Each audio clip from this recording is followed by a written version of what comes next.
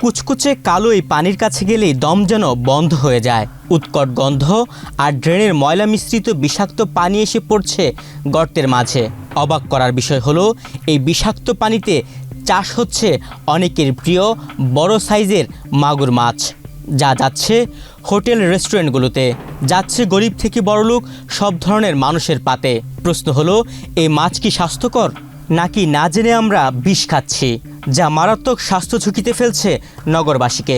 সঠিক প্যাড আর সঠিক তথ্য দিয়ে এসব সামলে নিব এক হয়ে। Monalisa sanitary napkin. রাজধানীর নিকুঞ্জ এলাকায় অবৈধভাবে গড়ে উঠেছে এক মৎস্য খামার। বনানী সহ এই এলাকার আশপাশে এ ধরনের খামারের অভাব নেই।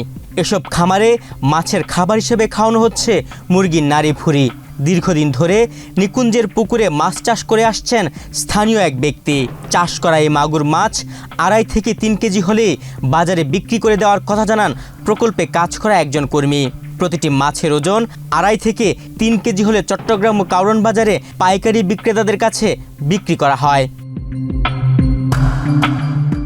সরেজমিন গিয়ে দেখা যায় নিকুঞ্জ এলাকার রেললাইনের পাশের একটি পুকুরে ময়লা আবর্জনা মিশ্রিত পানিতে রাক্ষুসে মাগুর মাছ চাষ করা হচ্ছে।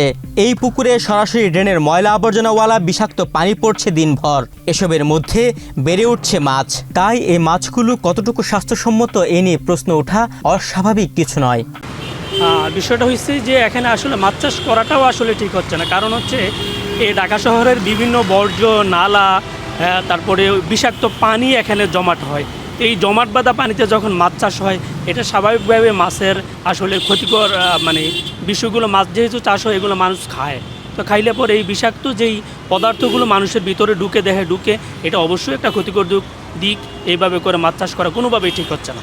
এখানে তো সব হলো ড্রেনের ময়লা, ড্রেনের লাইন, কথা বলছেন, পুরোটা ড্রেনের লাইন। পানি দেখলে দেখা যায় না? আপনি এদিকে দেখেন, পানি পুরো কালা হয়ে গেছে, যে বুড়িগঙ্গার পানির মতো কালা হয়ে গেছে। এটা তো পুরোটা ড্রেনের লাইন, বুঝছেন? তো এটা মোটেই স্বাস্থ্যসম্মত না এবং পরিবেশের জন্য ভালো না। যেটা আমার জন্য ভালো না, যেটা সবার জন্য ভালো না।